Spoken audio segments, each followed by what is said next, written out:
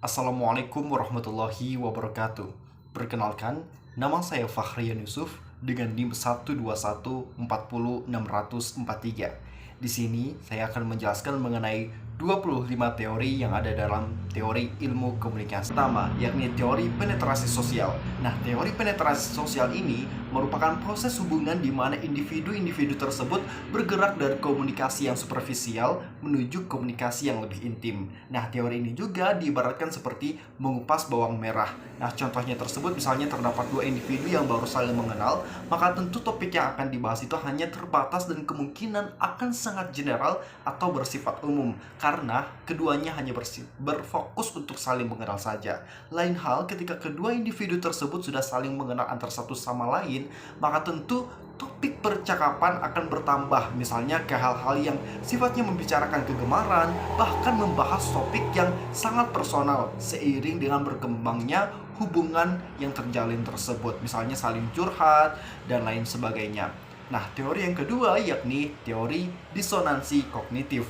Teori ini adalah teori yang membahas mengenai tentang perasaan ketidaknyamanannya seseorang yang diakibatkan oleh pemikiran, sikap, dan perilaku yang tidak konsisten, sehingga menuntut seseorang tersebut untuk memotivasi untuk mengambil langkah mengurangi ketidaknyamanan ataupun keraguan tersebut. Nah, contohnya adalah misalnya ada terdapat seseorang yang mengatakan kebohongan, namun ia meyakinkan dirinya bahwa ia sedang mengatakan hal yang baik. Nah, berikut adalah teori yang ketiga, yakni teori konvergensi simbolik. Nah, teori konvergensi simbolik adalah sebuah teori yang menjelaskan tentang fenomena pertukaran pesan yang memunculkan kesadaran kelompok yang tentunya dapat berimplikasi pada hadirnya makna, motif, dan perasaan bersama. Contohnya misalnya dewasa ini stigma Islam radikal yang selalu dipojokkan oleh media saat ini. Nah, yang menjadi teori yang keempat yakni teori behaviorisme.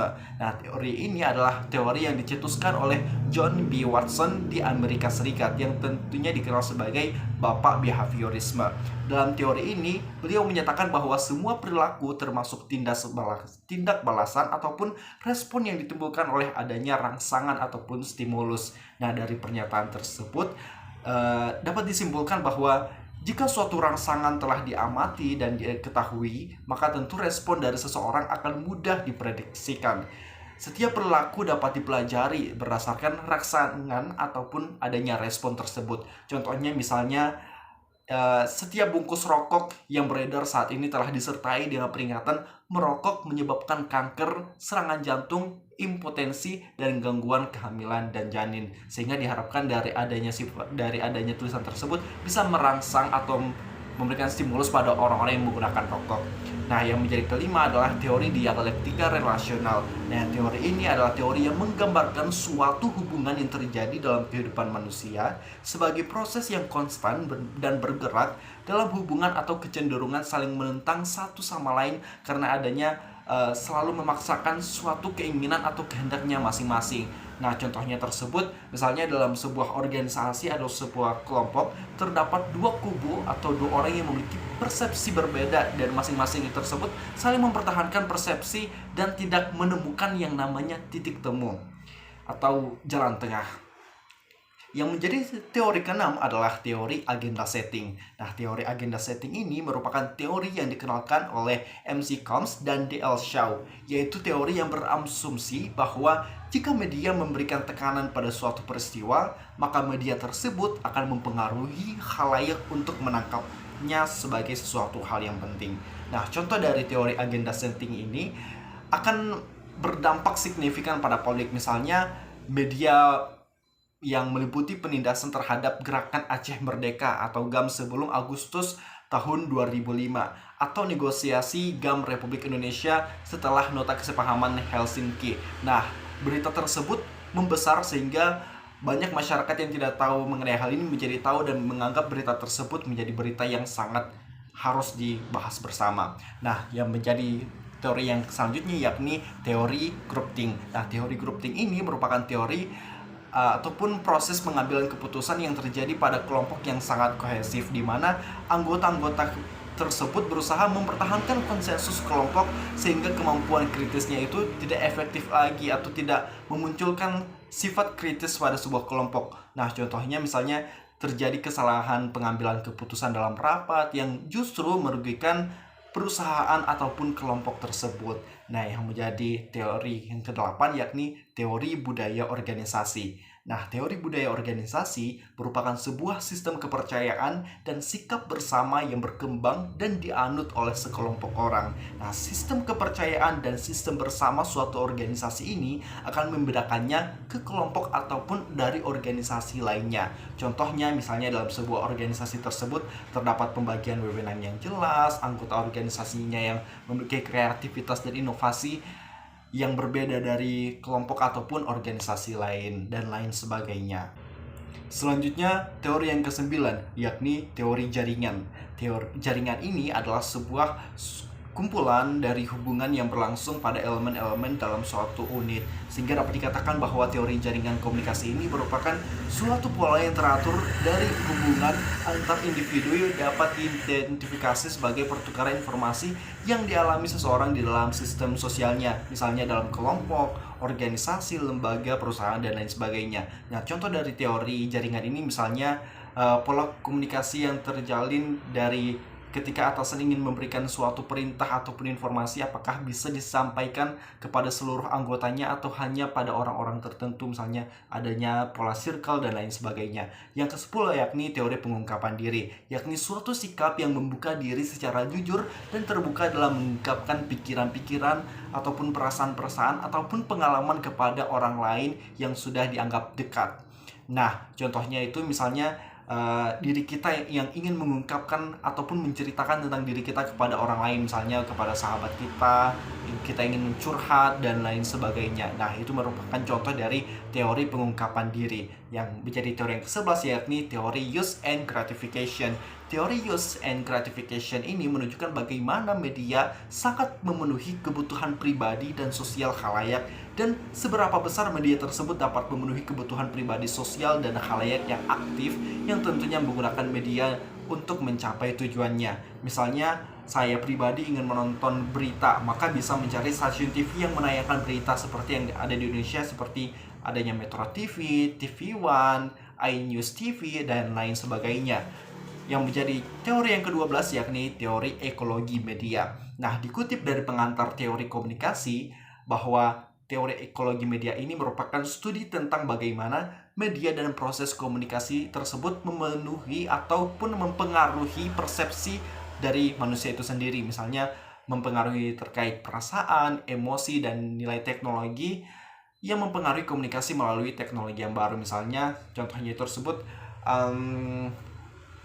dalam kehidupan sehari-hari, misalnya masyarakat banyak yang menggantungkan proses pencarian informasi dan hiburan pada televisi, sehingga dapat ditarik benang merah bahwa media akan mengikat dunia menjadi sebuah sistem politik, ekonomi, sosial, dan budaya yang besar, karena masyarakat sudah menaruh harapan dan mengikat harapan untuk mencari informasi itu apapun di televisi gitu. Jadi yang menjadi teori yang ke-13 yakni teori spiral of silence. Nah, teori ini adalah artinya itu adalah teori keheningan. Nah, maksudnya adalah teori keheningan ini merupakan teori yang menyatakan bahwa orang-orang yang memiliki sudut pandang minoritas akan cenderung diam dan tidak banyak berkomunikasi.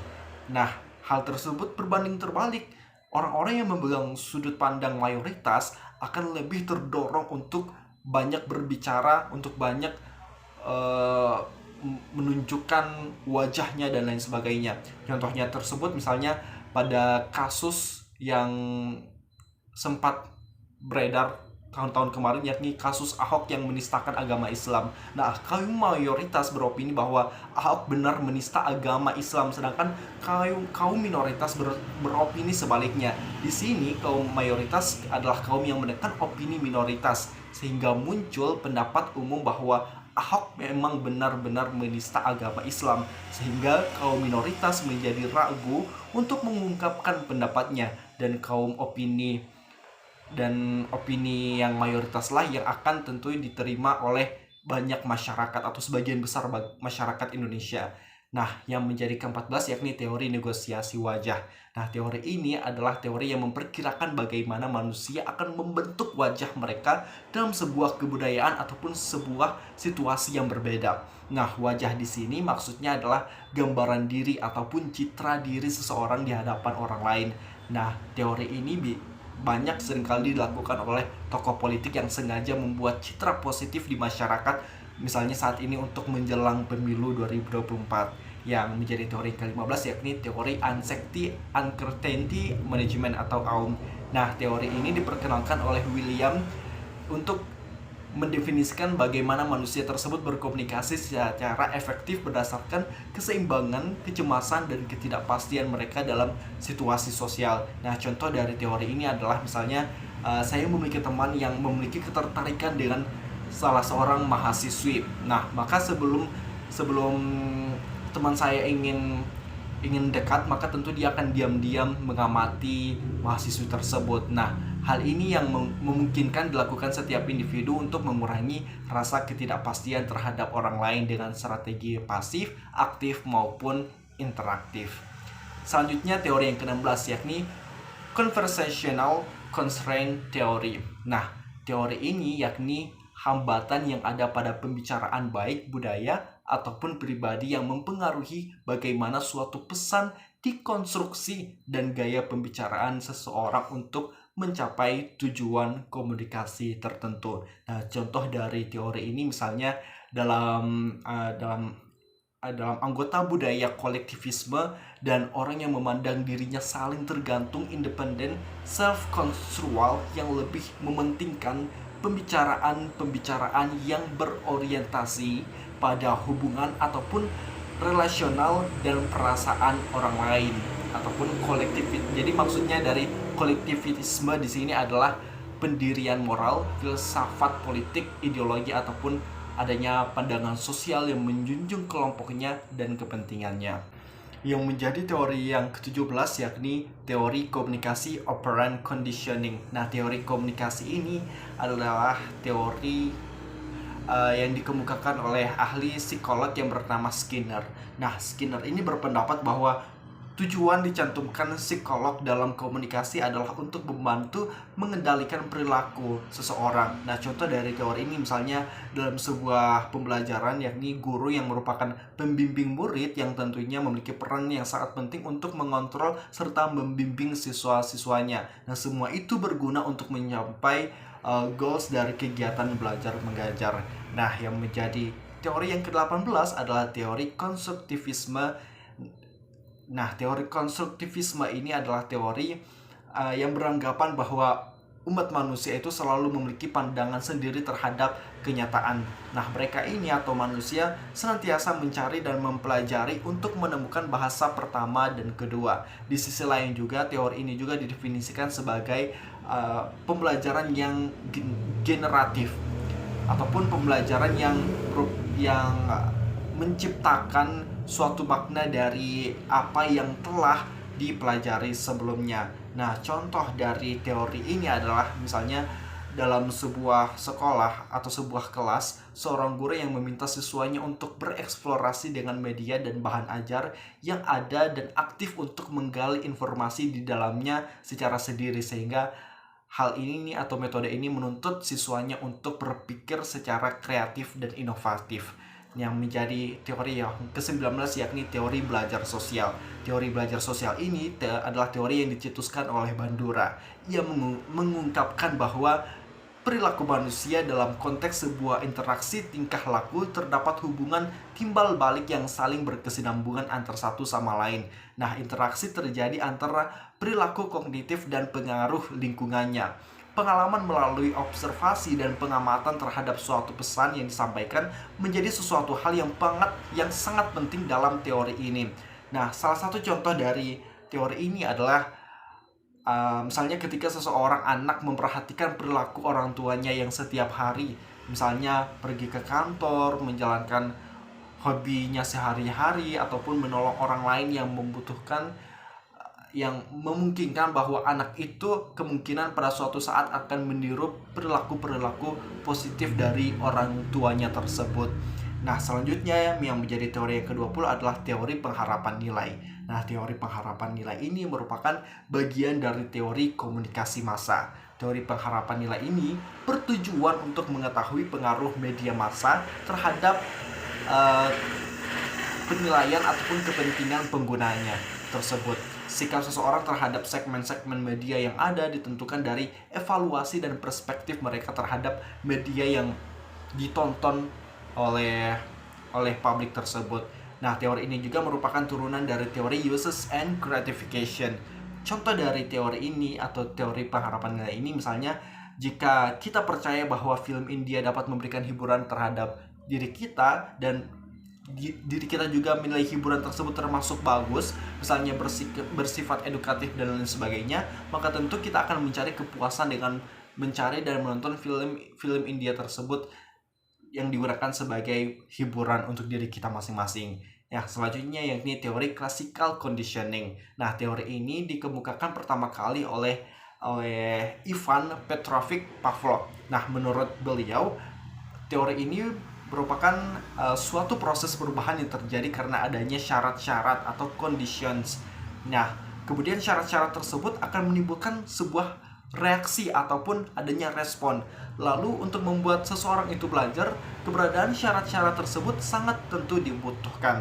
Contoh dari teori ini misalnya iklan pil kesehatan dan kecantikan Mastin yang ada di iklan-iklan. Nah, iklan tersebut memiliki lagu yang ciri khas dan memiliki lagu yang unik sehingga tak jarang banyak orang yang menghafal lagu tersebut. Nah, hal ini menjadi stimulus bagi para konsumen dan memengaruhi perilaku konsumen yang menonton iklan Mastin tersebut. Nah, menjadi teori selanjutnya yakni teori standpoint atau sikap. Teori ini menilai bahwa pengalaman dan pengetahuan yang dimiliki individu sebagian besar itu dibentuk oleh kelompok sosial di mana mereka cenderung aktif untuk berkomunikasi. Nah, teori ini dikemukakan pertama kali oleh Wood, JT, dan West, R. and Turner, LH. Melalui pendapat ini dapat dilihat kerangka tentang sistematika pengaruh kekuatan untuk membentuk identitas. Misalnya, saya yang aslinya pendiam kemudian ketika berkumpul di sebuah organisasi yang banyak menuntut saya untuk berbicara, maka sifat atau perilaku saya pun akan terbentuk untuk banyak berbicara ataupun terbuka pada orang lain. Selanjutnya yakni teori satu tahap. Nah, teori ini satu tahap ini adalah teori yang menjelaskan bahwa model komunikasi satu tahap yang menjelaskan bahwa media massa menyampaikan pesannya secara langsung kepada khalayak tanpa adanya perantara. Nah, untuk lebih jelasnya misalnya ketika kita ingin mencari informasi, maka kita hanya dapat menghubungi satu narasumbernya secara langsung gitu. Jadi tidak adanya yang namanya perantara.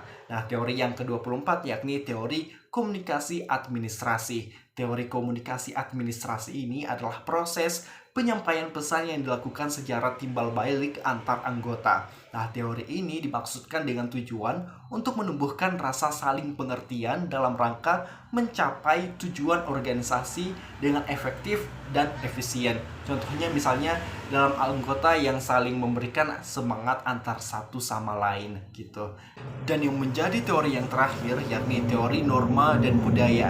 Nah, teori ini beranjak daripada pengaruh media massa yang sangat kuat untuk mengenai sesuatu hal. Nah, hal tersebut dapat mempengaruhi kondisi sosial budaya yang ada dalam masyarakat. Pesan dari media massa mampu mengubah norma yang sudah ada dalam masyarakat. Di sisi lain juga mampu untuk memperkuat norma yang ada dalam masyarakat. Lebih daripada itu, media mampu menciptakan norma baru yang ada dalam masyarakat. Contohnya misalnya seorang ibu yang tiba-tiba terkejut melihat anaknya yang berusia 8 tahun tiba-tiba memecahkan piring dan gelas secara tiba-tiba. Bahkan sang anak tersebut saat melemparkan dan memecahkan gelas tersebut tidak merajuk ataupun tidak menangis sama sekali. Nah, kemudian saat ditanya, sang anak ini mengaku melihat tampilan Joshua dalam sinetron Anak Ajaib maksudnya. Sehingga dalam penuturannya dia mengaku bahwa dia juga memposisikan sebagai anak ajaib. Maka saat melempar melempar piring tersebut, dia tidak menangis karena dia memposisikan dan mempersepsikan bahwa dirinya adalah anak ajaib. Nah, hal tersebut merupakan contoh dari teori yang ke-25 yang telah saya sebutkan tadi. Cukup sekian dari 25 teori ilmu komunikasi yang dapat saya paparkan. Semoga hal tersebut tidak hanya bermanfaat untuk saya, tapi bisa bermanfaat untuk kita semua. Mohon maaf apabila ada kata-kata yang salah. Wabillahi taufiq wal hidayah. Wassalamualaikum warahmatullahi wabarakatuh.